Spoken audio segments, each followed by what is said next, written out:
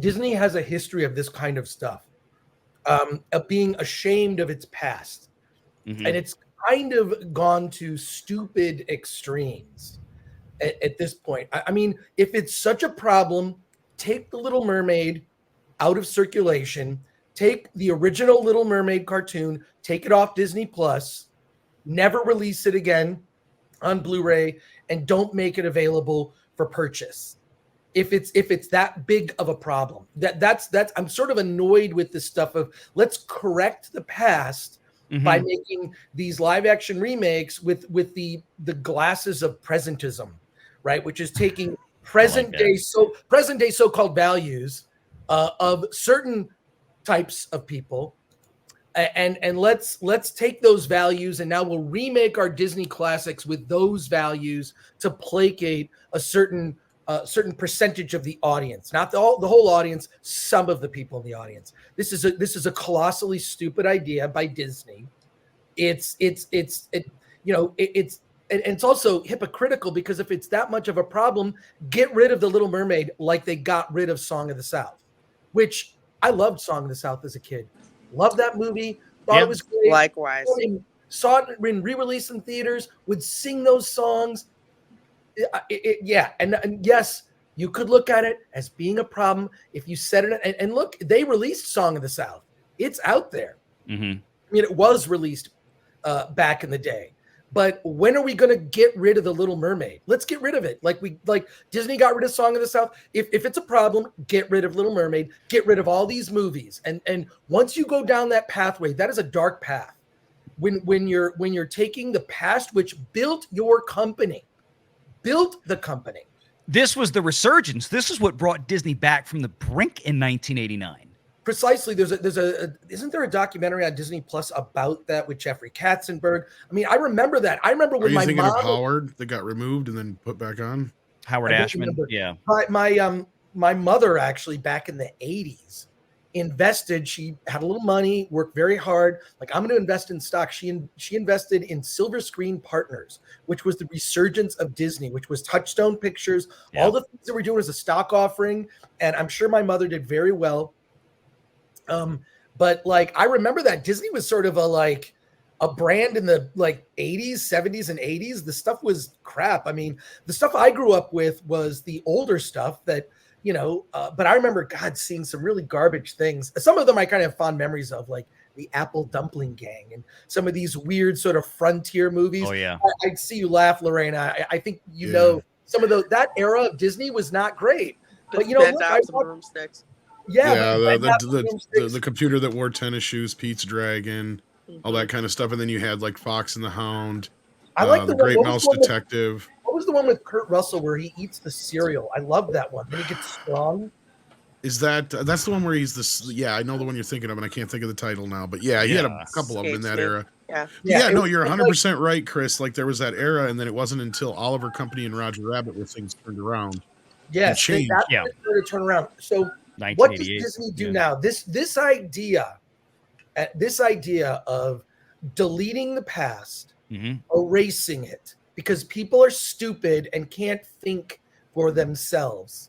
We need corporations to protect us from stuff is dumb. So where does it stop?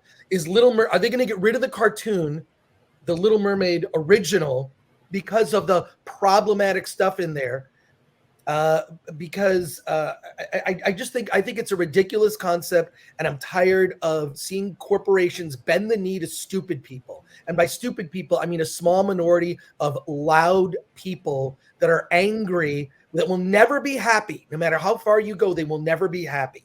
So this is what leads to bad decisions. This is what leads to, look, how about people in the chat, and also hail to the chat and people watching.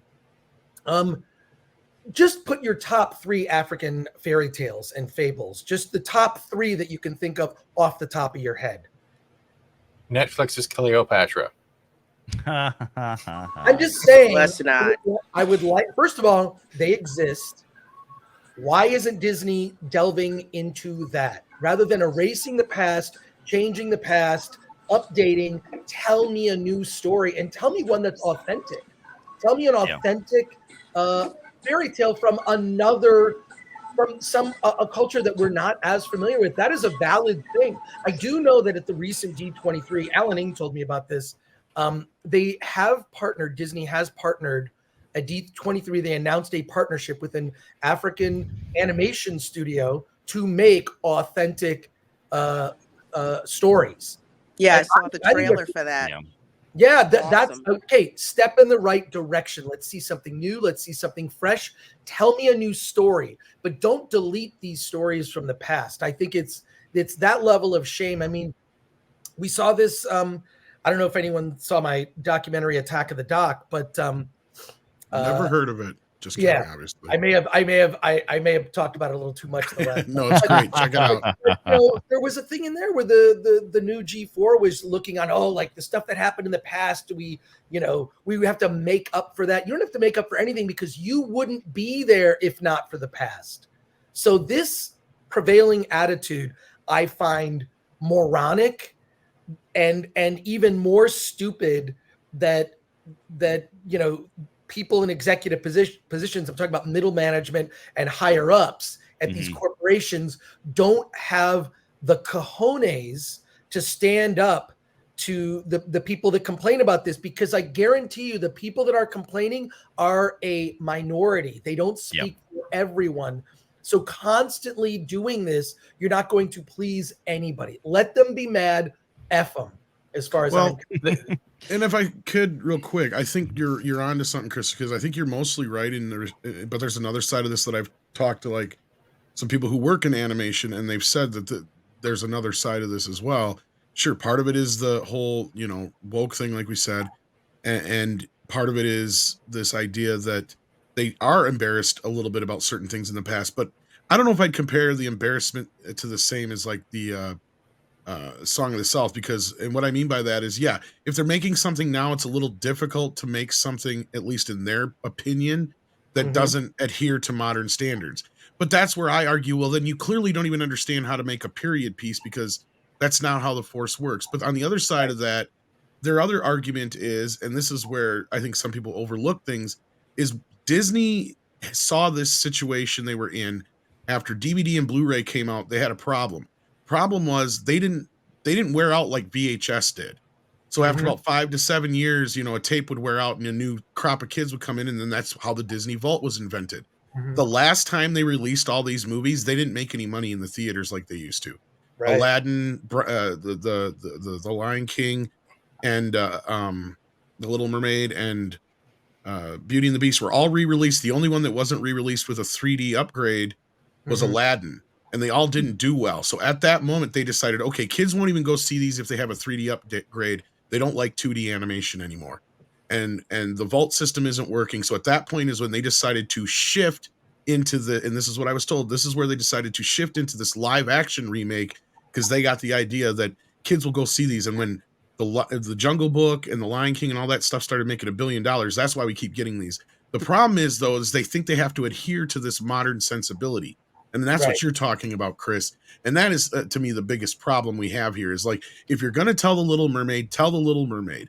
Otherwise, like I said the other day, we're in a situation where we're basically praising people, or people are going to these movies and they seem to have no problem with it. Yet it's the same thing as when Gus Van Sant redid Psycho shot for shot.